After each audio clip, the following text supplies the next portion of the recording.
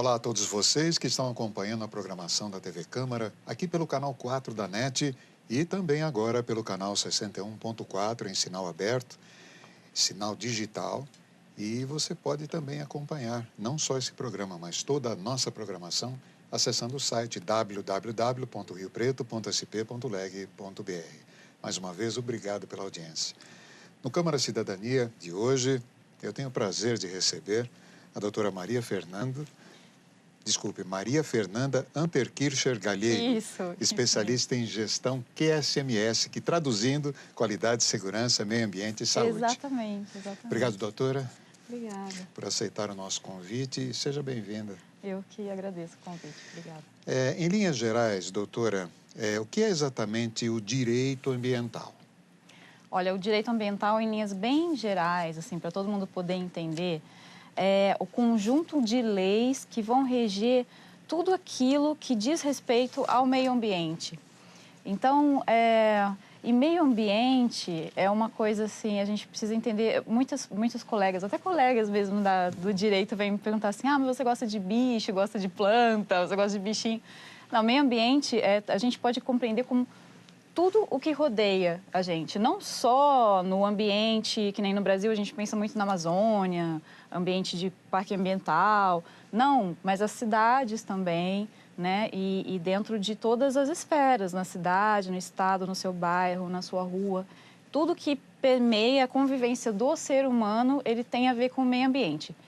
E ao longo do tempo foram surgindo problemas, né, que a gente vive hoje, aquecimento global, todas as questões que a gente fala muito, ouve muito na TV, e tudo isso hoje é diretamente relacionado ao direito ambiental. Existem leis que cuidam, que regulamentam todas essas questões que é para o bem-estar da sociedade. E a abrangência dessas leis, doutora, ela é municipal, estadual ou é nacional? Existem leis para todo tipo de circunscrição. Então, também existem as leis nacionais. E no Brasil a gente pode até dizer que elas vêm até dos princípios da Constituição, né? Que no direito a gente costuma tratar assim, a Constituição é a lei mais importante que tem, nada pode contradizer a Constituição. E a gente tem princípios muito legais na Constituição, né? O bem-estar de todo brasileiro, de todo ser humano. E disso vem todas as outras leis. Então, assim, a gente pode ter leis nacionais, as leis estaduais e também leis municipais. Essas leis, elas se complementam e a gente, como cidadão, a gente tem que tentar atender a todos esses parâmetros e elas vão se complementando, nunca se contradizendo. É claro que a lei nacional, a Constituição é muito mais importante, então uma lei municipal não pode contradizer a Constituição Federal. E existe uma tutela internacional do meio ambiente, doutora? Existe. Muita gente pode se lembrar aquele Agenda 21, né, na Eco 92, que no Brasil a gente fez muito barulho em cima disso. Foi uma das primeiras convenções internacionais sobre o meio ambiente, né? Isso é muito impulsionado por causa dos problemas do clima, que a gente vive muito até aqui em Rio Preto, né? Você fala, nossa, mais calor, cada vez mais calor, todo mundo fica apavorado, mas chove demais, tem cada vez mais enchente. Isso acontece no mundo inteiro. Então, os países, geralmente, eles se encontram em convenções. Dessas convenções saem protocolos, tratados, que todos os países conveniados, né, amigos nessa convenção, tentam atender. A gente ouve muito falar do protocolo de Kyoto, né? A gente ouve falar que os Estados Unidos não quer diminuir a emissão de carbono. Então, isso tudo a gente pode considerar, assim, a grosso modo, direito internacional. Direito internacional. Ambiental. Agora, quais as principais leis que regem o direito ambiental no nosso país, no Brasil? Sim, olha, no Brasil a gente ouve muito falar do Código Florestal, né? A Constituição Federal tem muitos princípios, claro, que a gente sempre tem que falar dela, e a Lei de Crimes Ambientais. É claro que a nossa conversa aqui, eu tento pautar mais no que a gente ouve no jornal, todos os dias, né? Às vezes a gente ouve ali uma notícia falando do IBAMA, de Código Florestal, e a gente não entende exatamente do que está sendo falado. Mas essas são as principais leis que a gente tem que cumprir, né? A Lei de Crimes Ambientais, que pega para muita gente, né? O cidadão tem que saber o que ele está fazendo, que algumas vezes pode configurar algum crime, né? E o Código Florestal, que principalmente na nossa região é uma região que tem um agronegócio muito forte, então toda a região agropecuária precisa dar muita atenção ao Código Florestal também. E há uma polêmica, né, em torno desse Código Sim. Florestal. Sim. O que está acontecendo? O que é exatamente essa polêmica, doutora? Essa questão é o seguinte, o Código Florestal, ele surgiu, o primeiro código, hoje a gente até fala novo Código Florestal, né? O pessoal do direito tem mania de falar assim, novo código de tal coisa, novo Código Florestal. O primeiro Código Florestal ele surgiu em 65, né? Já é mais antigo, por causa dessas exigências, dessas questões até internacionais de necessidade ambiental, né? E durante muito tempo foi se conversando no Congresso sobre uma reforma desse Código Florestal. Por quê? Porque existe no Brasil um agronegócio muito forte, né? Um país muito grande, tem uma dimensão muito grande. Existe, a gente ouve sempre falar da bancada ruralista do Congresso, né? Que representam uma fatia muito importante da nossa economia, né? Então, a polêmica é o seguinte, como que a gente vai conseguir adequar o interesse dos ambientalistas, que são uma classe também não tão forte economicamente, mas que gritam muito, né? E o interesse dos ruralistas, né? Que são uma fatia importante da economia brasileira. Então, essa polêmica ela foi basicamente assim, a discussão. O que tem que se manter dentro de uma fazenda, dentro de uma propriedade rural.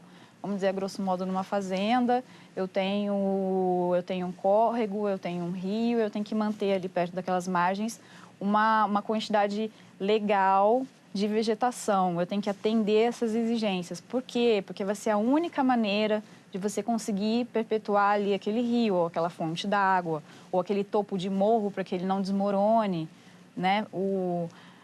Vamos dizer assim, em linhas gerais, às vezes o proprietário rural, ele tem aquela área, mas não necessariamente ele tem o conhecimento técnico para manter, para gerir aquilo ali com uma coisa que a gente chama de sustentabilidade, que hoje se diz muito, né? Que é uma ideia assim de você ter uma área, você trabalhar nela, você ter lucro dela e você continuar fazendo com que o meio ambiente ali, o seu bioma ali, tudo continue funcionando de maneira muito natural como sempre foi, que isso não deixe de te dar lucro. É um desafio, assim, porque um proprietário para isso, ele tem que contratar muito conhecimento técnico, ele tem que contratar biólogo, ele tem que contratar engenheiro agrônomo, né, para poder fazer todo esse estudo e tudo isso. Às vezes fica muito caro fazer isso tudo. Então, a polêmica é justamente isso. De um lado, tem os ambientalistas que querem que aumente cada vez mais as reservas naturais e reservas mesmo artificiais dentro das propriedades rurais. E do outro lado, tem o proprietário rural que muitas vezes encontra dificuldades financeiras, econômicas ou inviabilidades para fazer isso. Então, por isso tem tanta briga, tanta polêmica. Você citou proprietário rural, produtor rural. Cabe aqui uma pergunta. Em que ele deve ter mais atenção em relação à legislação? É basicamente o Código Florestal. O Código Florestal. Exatamente. Quem não é muito da área ou não trabalha com isso, não trabalha mesmo com agronegócio, imagina assim, Código Florestal, é sobre floresta. Não, o Código Florestal, ele dita exatamente, ele tem as leis, os parâmetros técnicos que você tem que seguir para você ter a sua propriedade ou, enfim, qualquer circuncisão de propriedade dentro daquilo que é necessário, que o Brasil exige para que a gente continue tendo um meio ambiente saudável. Então, assim, o proprietário rural ele tem que prestar muita atenção, né, nas áreas, as áreas de preservação permanente. Geralmente, quem trabalha com isso sabe o que é exatamente. São aquelas áreas que ele tem que manter a vegetação. E o que a gente chama de reserva legal, que é um percentual dentro da propriedade que ele tem que manter com vegetação, né? Então, o proprietário rural ele tem que atender essas exigências, porque a qualquer momento ele está fadado a ter ali uma fiscalização. Essa fiscalização pode verificar que ele não está atendendo as exigências e aí, fatalmente, ele vai ser multado, né? E depois pode até sofrer um processo judicial por causa disso. Então, é importante que o proprietário rural tenha muita atenção a essas exigências. Doutora, existe no Brasil mesmo muita ilegalidade nesse campo de tornar realmente alguma coisa legal dentro do Código Florestal? Existe muita ilegalidade? Olha, a gente falou das polêmicas, tem uma coisa que o lado dos ambientalistas fala muito, né? O deputado Aldo Rebelo, quando ele conseguiu passar esse projeto de lei, eles defenderam uma ideia que era uma espécie de, vamos dizer assim, uma indulgência. Quem já tinha feito o desmatamento de uma determinada área dentro da propriedade poderia ser perdoado, não ter que voltar, não ter que replantar aquela área, né? Quem tinha feito isso antes de 2008. A grosso modo é isso. E então muitos ambientalistas dizem assim, poxa, mas aí como é que a fiscalização vai saber quando que isso foi desmatado? Se foi antes de 2008, se foi depois de 2008, se foi ontem, né? Porque a pessoa pode ir lá, não tem nenhuma fiscalização aqui, vou desmatar, vou implementar aqui uma produção, alguma coisa.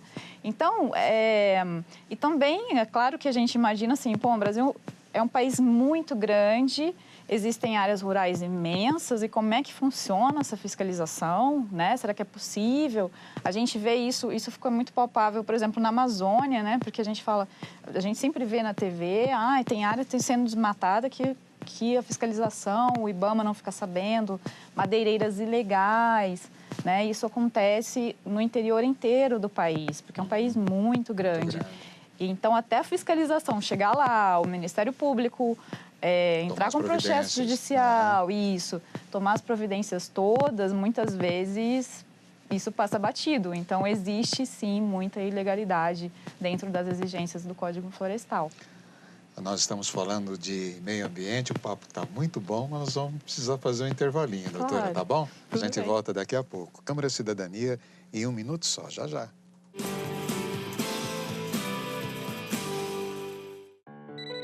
Uma ligação pode ser uma notícia ruim ou uma boa. Pode ser um amigo, alguém da família ou até engano. Mas tem uma ligação que pode ser o começo de uma grande virada.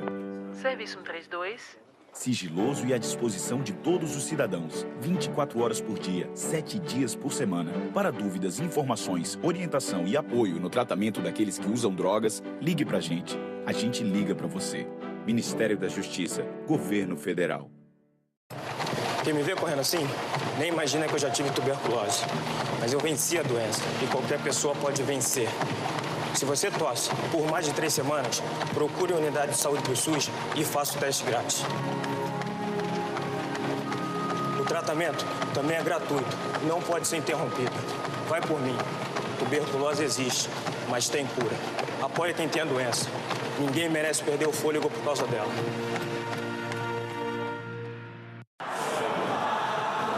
Eu sou Paulo Henrique Ganso, de São Paulo. Sou Luiz Fabiano, atacante de São Paulo. Eu sou o Denis, goleiro de São Paulo. Quem fala é o Allan Kardec, atacante de São Paulo. E eu tô aqui para dizer que o racismo é a maior bola fora, dentro do futebol e na vida também. Vamos dar um cartão vermelho pro racismo. Faça parte desse time.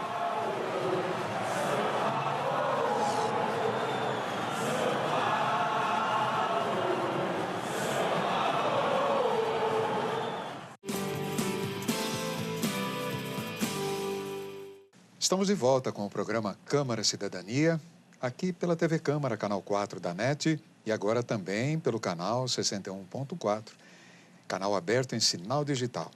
Você pode acompanhar esse programa e toda a nossa programação acessando o site www.riopreto.sp.leg.br. Eu estou tendo a grata satisfação de entrevistar hoje a doutora Maria Fernanda Unterkircher Galego. Pode. Falei certo, né, doutora? Certinho. Advogada e especialista em gestão QSMS, traduzindo Qualidade, Segurança, Meio Ambiente e Saúde. Exatamente. Doutora, hoje em dia é muito comum, a gente fica sabendo de crimes, maus tratos a animais. Esses também são crimes ambientais e, se for constatado realmente que é um crime ambiental, como é que o cidadão deve proceder? Sim, a gente vê muito, né? Hoje com a mídia social, aí, tantas redes sociais, fatalmente a gente acaba vendo ali, casos de maus tratos. Parece que a sociedade fica cada vez, né, mais exigente em relação a isso. Isso faz todo sentido, né? Porque a nossa ideia de ética vai mudando com o tempo e hoje a gente fiscaliza muito tudo o que acontece em volta da gente. O crime de maus tratos a animais domésticos, que é o que a gente mais vê, né? Principalmente aqueles animais que a gente mantém dentro de casa, os animais de estimação, né? Que são cães, os gatos. Esses crimes também são crimes ambientais.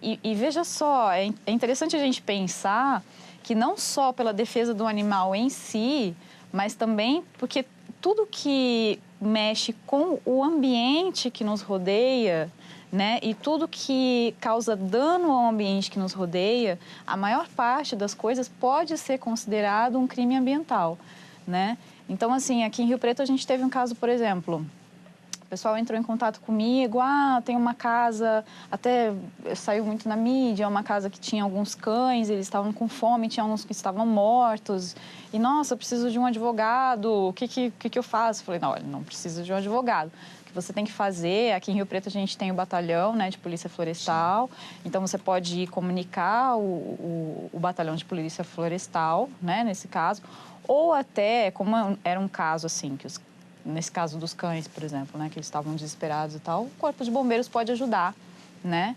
Isso a gente chama a força pública mesmo, né? A polícia, Corpo de Bombeiros, o batalhão florestal, que eles vão poder ajudar e você vai poder fazer a sua denúncia, né? Mas são crimes ambientais, sim, são crimes ambientais contra animais domésticos, né? Que eles dizem assim, contra o animal selvagem, o animal semidoméstico, domesticado e o animal doméstico também. A gente tem visto aqui, doutora, não só aqui, mas em algumas regiões, principalmente regiões que foram devastadas para se construir polos sucroalcooleiros em que os animais precisaram de outras paragens. Obviamente, tem muitos animais que chegam às cidades, que chegam nos centros. A gente comumente vê um exemplo aqui em Rio Preto de tucanos, de tamanduás, enfim. E isso não é uma agressão também ambiental? É uma agressão, especialmente naquele local onde o animal que tem ali o bioma, ali onde ele vive, o habitat, que ele já está instalado há tantos anos, inserido, tem que sair de lá, né? Então, assim, a fiscalização ambiental, muitas vezes, ela existe para evitar que isso aconteça, né? A gente vê muito no caso dessas hidrelétricas grandes, aqui na região tem também, quando eles vão fazer essa instalação, eles já entram com biólogos, com equipes para resgatar esses animais, para poder inseri-los de uma maneira melhor na natureza. Mas em Rio Preto é interessante que nos últimos anos a gente tem visto muitos animais vindos de outras áreas, né? E a gente imagina que seja uma área da área rural, que está sendo muito devastada. Às vezes até por queimadas, né, doutora? Exatamente. E os animais ficam muitas vezes perdidos até no meio da cidade. É interessante, né? Aqui em Rio Preto, em alguns locais, a gente tem até ocorrência, a gente vê os saguis, os micos, tucanos. Não é necessariamente ruim, mas é importante que a população saiba respeitar e saiba manter dentro mesmo da cidade áreas preservadas para que eles possam viver de uma maneira digna, né?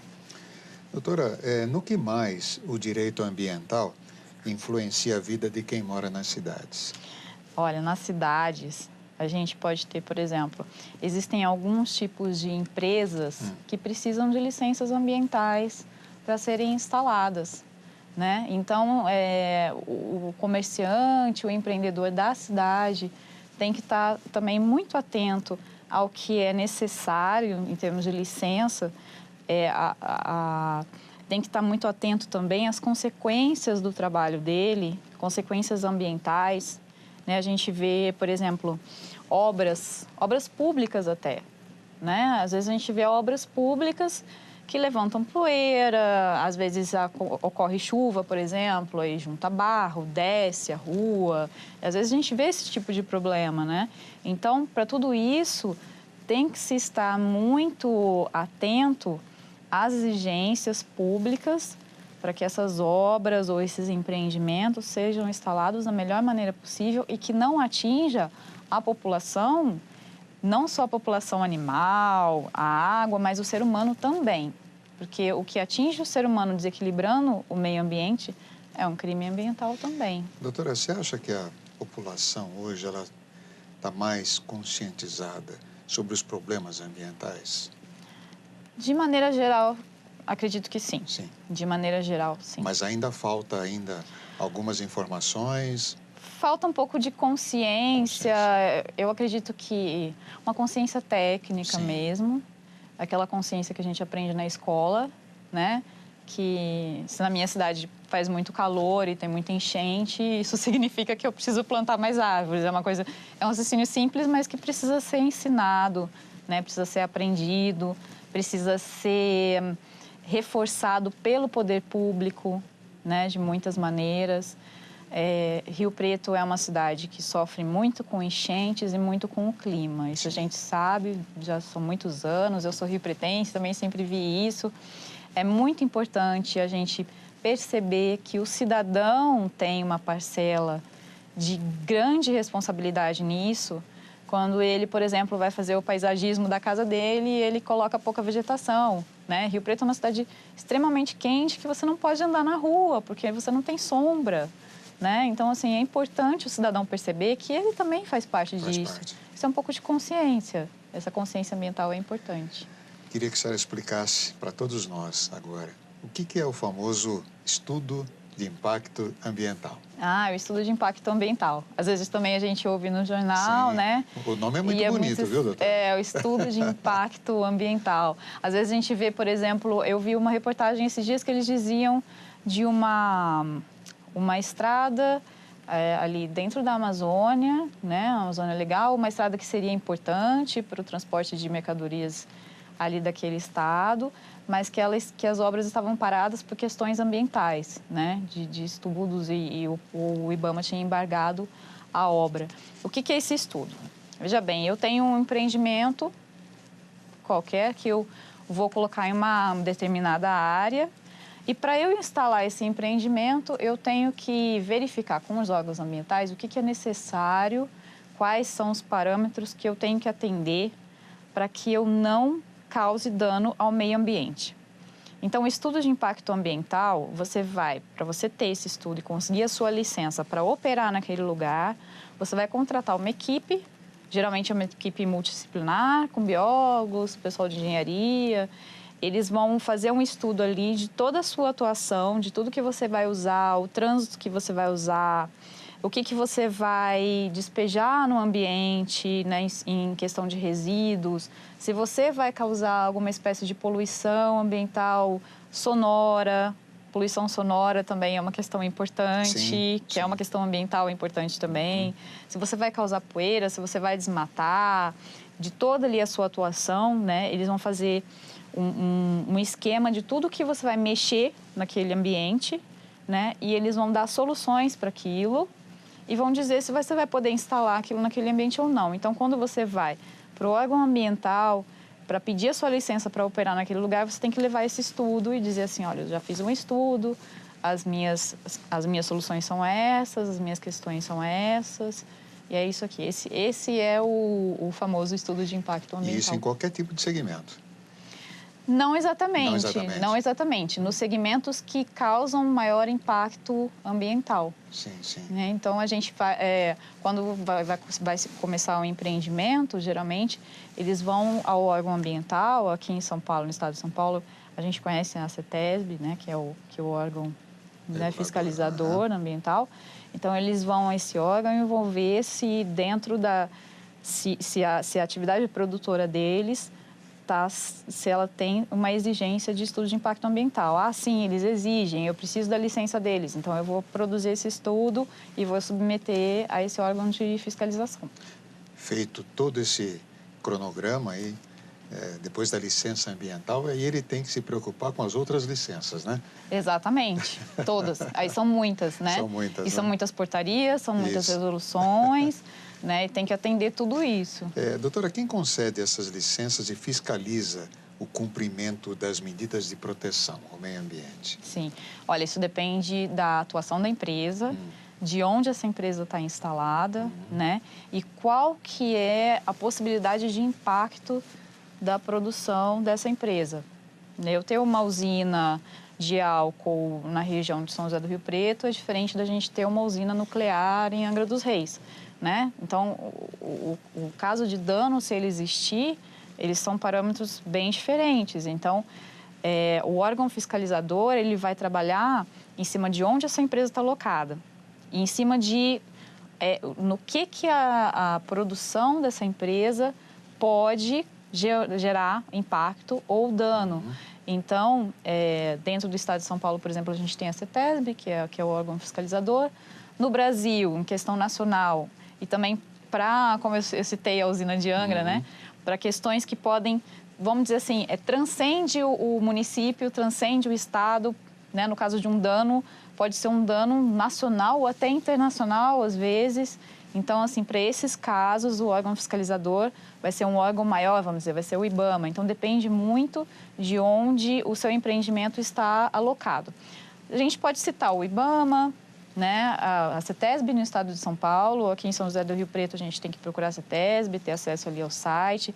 Em algumas cidades já existem órgãos fiscalizadores municipais também, específicos para o meio ambiente, sim. né? E dentro da cidade também a gente tem que estudar as exigências das prefeituras, né? Os códigos de postura das prefeituras para ver se a gente está trabalhando tudo direitinho. Agora, quem fiscaliza, quem atua, vamos dizer assim, na justiça, quando a coisa fica mais séria, é o Ministério Público, né? O Ministério Público é aquele que representa o povo, então, ele verificando que tem alguma possibilidade de dano, ou se houve um crime ambiental, um dano ambiental, o Ministério Público é quem vai estar atuando.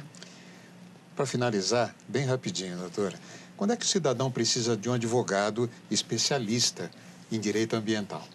Olha, na prática, geralmente, é quando ele já chegou ali no estado de multa, né? E ele precisa se defender na justiça. Sim. Geralmente, quem atua, como eu falei, é o Ministério Público, né? O Ministério Público ou o órgão ambiental que está multando esse cidadão por algum motivo ou está acusando de algum crime. Ele precisa de um advogado especialista que vai poder ter o conhecimento para fazer uma boa defesa nos meios legais, né, na justiça. Ou também para numa advocacia consultiva, né? Eu quero seguir os parâmetros, o que eu preciso? Ah, você precisa disso, disso e disso. Então, é aí que o advogado atua.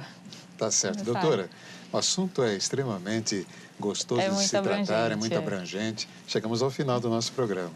Obrigada, agradeço. Eu quero agradecer a sua presença. Obrigada pelo convite. A Câmara se sente honrada em tê-la aqui. Obrigada, obrigada. Câmara Cidadania volta semana que vem com outro assunto de interesse do cidadão. TV Câmara, o canal do Legislativo.